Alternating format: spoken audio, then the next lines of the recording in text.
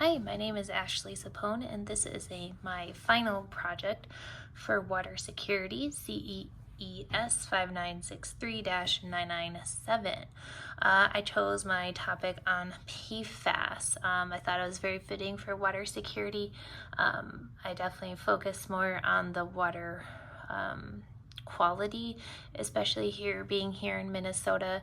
Quantity is not much of a concern, and equity is, I believe, a concern for everyone everywhere, but for here, definitely big touch on water quality. So what about PFAS? What is PFAS and why is it a threat to water security? First, let's start with what are PFAS. Here's an informational video that the Minnesota Pollution Control Agency published to help the community understand what PFAS are and what daily household items can it be found in.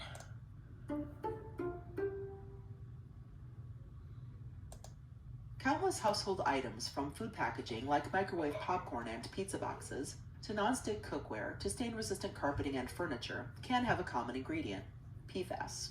PFAS is a family of man-made chemicals used widely for their strength since the 1940s. They repel water and oil. They're also heat-resistant.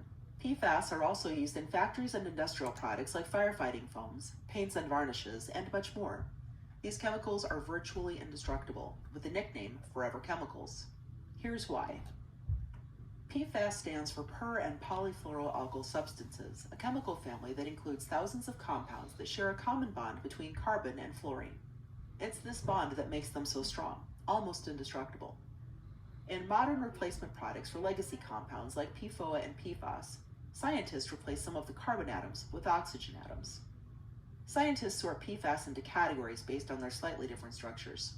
Some of these categories include perfluoroalkyl sulfonates and perfluoroalkyl carboxylates, which include PFOA and PFAS, fluorotellular sulfonates, or FTS, and per- and polyfluoroether substances. Some of these are called Gen X. PFAS don't break down. They cycle through the air, soil, and water, and even enter the food chain. They can be found in fish we eat, building up in the fish from low PFAS levels sometimes found in lakes or rivers. PFAS can also seep into groundwater used for drinking water. Some PFAS are known to be toxic and to cause health problems. Over time, some PFAS accumulate and stay in the body. Scientists have found trace levels nearly everywhere in the environment and low levels in people and animals around the globe. Considered a chemical of concern, PFAS are not regulated by the Environmental Protection Agency. State and local governments are working diligently to clean up contamination and minimize risks. In Minnesota, the Pollution Control Agency and Department of Health are working together to reduce levels of PFAS in drinking water and the environment. For more information, including where PFAS exists in Minnesota, visit the Minnesota Pollution Control Agency's website.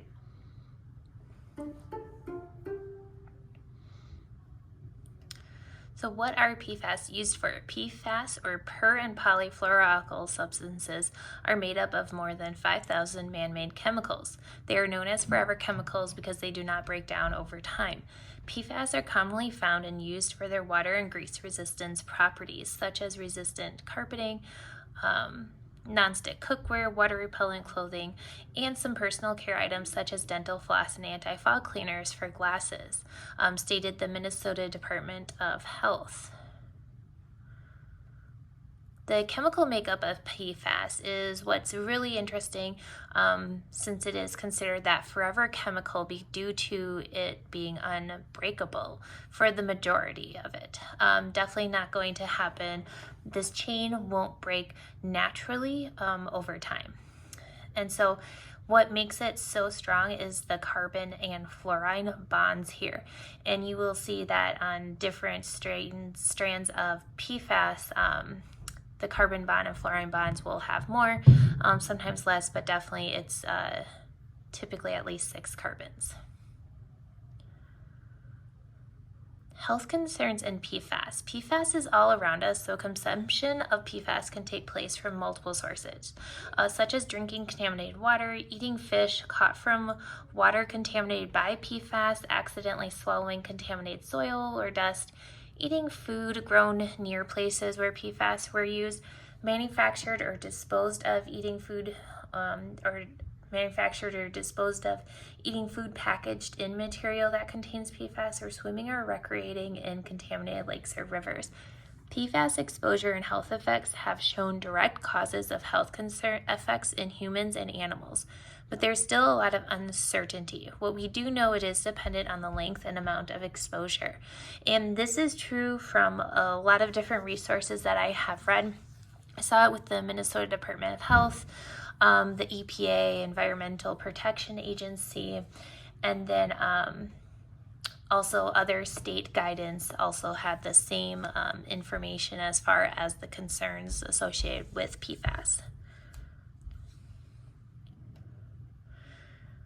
So with the water security part though, the critical portion of this is when PFAS gets into our groundwater.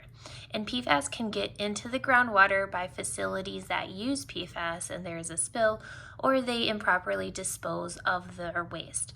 It is important that if you are a private well user, that you stay informed about contamination testings that has taken that you stay informed about contamination testing that has taken place around you to know if you should test for your well for PFAS or not. For example, I know the Minnesota Pollution Control Agency has a GIS interactive map on there that states, it's called What's in My Neighborhood, and it's a really great tool and resource for anyone to go there and look to see what kind of sites are around them, or if there has been contamination, if there's a contaminant investigation going on, and then they can know then typically from there too as far as what contaminant is being investigated. And then for municipal wells, it is the city's responsibility to be testing and aware of possible contamination. With more and more information and research being done on PFAS, the guidance values have changed to protect human health. As of March 2023, the EPA, for the first time, has set enforceable levels on 6 compounds of PFAS. And then this is a table from that proposal on our left here. This new regulation is anticipated to be finalized by the end of 2023. Once PFAS reaches the groundwater at hazardous levels, it is extremely dangerous for people and animals, and it is a long journey to remediate. So you can see here the 6 compounds of PFAS. So we have PFOA, PFOS, PFNA, PFHXS, PFBS, and then HFPO-DA, which is commonly known as John X chemicals. And so then here they have their enforceable levels. And again, this isn't going to be regulated as such until it is finalized, which is at the end of the year. And then also what is so great is that the proposed rule would also require public water systems to monitor for these PFAS, notify the public of the levels of these PFAS, and reduce the levels of these PFAS in drinking water if they exceed the proposed standards. So this is like a huge major milestone on the path of PFAS. Again, first time being federally regulated, and then also just that it's even going to be the city water, the municipal water systems has to monitor for these PFAS. Right now, it's on a case-by-case basis if there's concerns or a contaminant in the area. But now, you know, typically when you're going after the fact that you know that there's an investigation going on for this contaminant, it's kind of after the fact. Like, you don't know how long it's been there, but if a city is regularly testing for this, I think it's definitely a great way to kind of get ahead of any concerns with contamination and that public water supply. So environmental justice. So that's the other part with the water security. You know, you have water quantity, quality, and equity.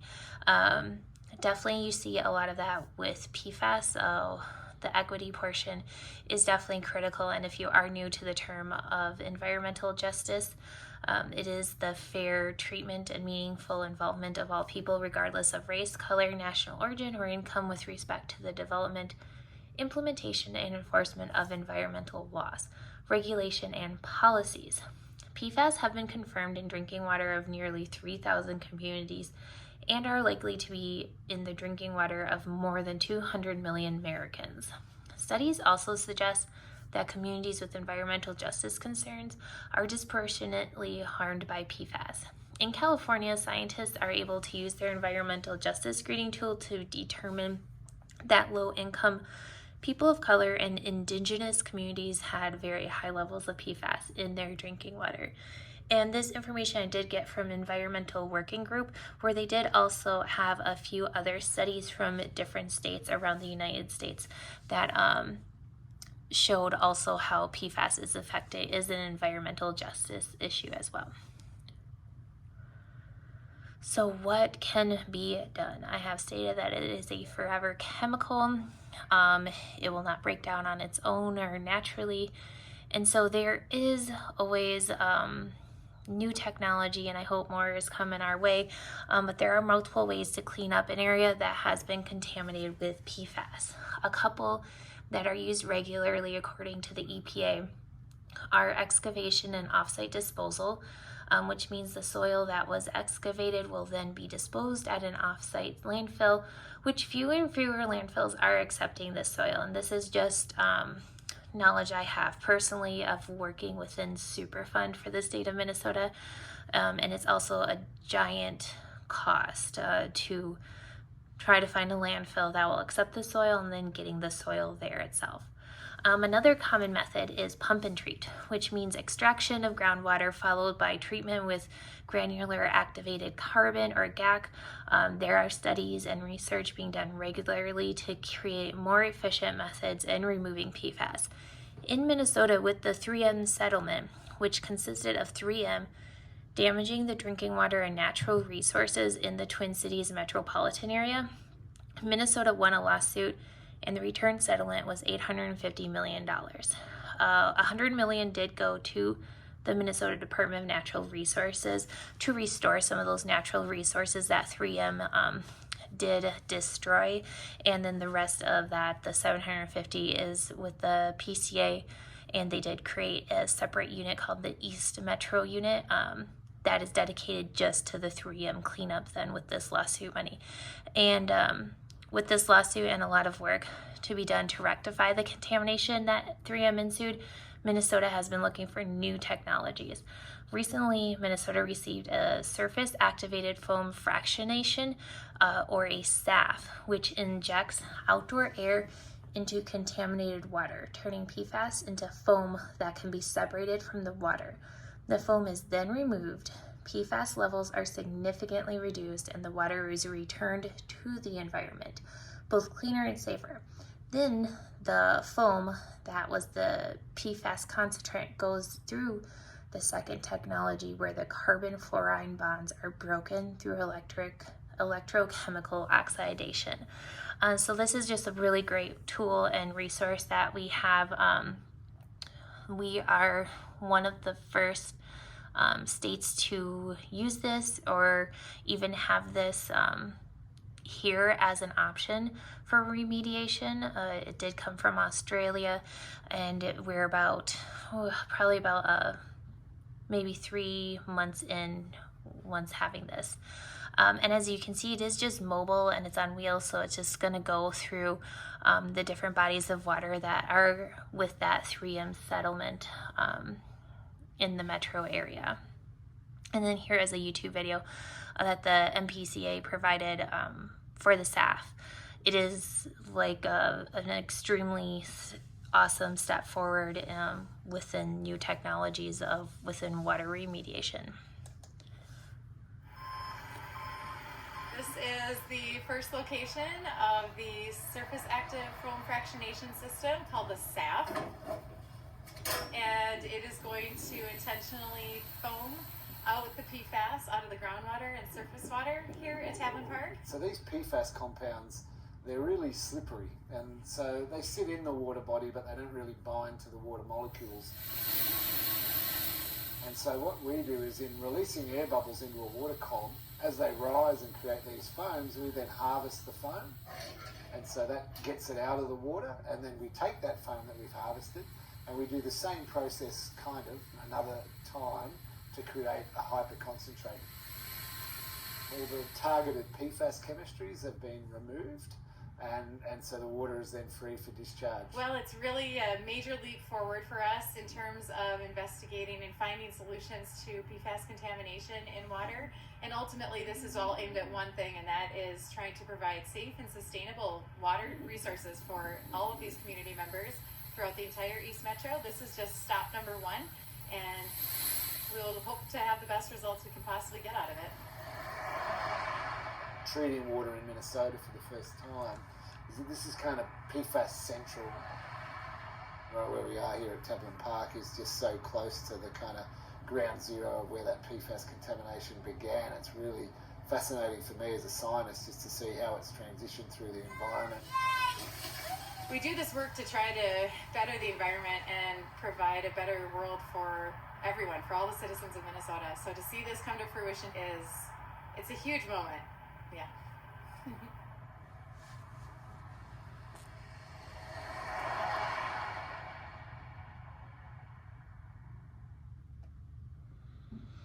Okay, so PFAS and water security. Now understanding the background of PFAS, the effects it can have on health and the environment, the equity issues, and how common PFAS is used, it is a threat to our water security.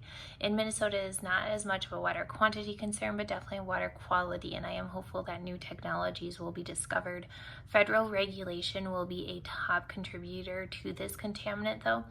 An action item an everyday person can do is let Congress know that this is a top concern and you want to see action take place. And thank you so much for listening and willing to learn a little bit about a forever chemical that we most likely use daily without even knowing it.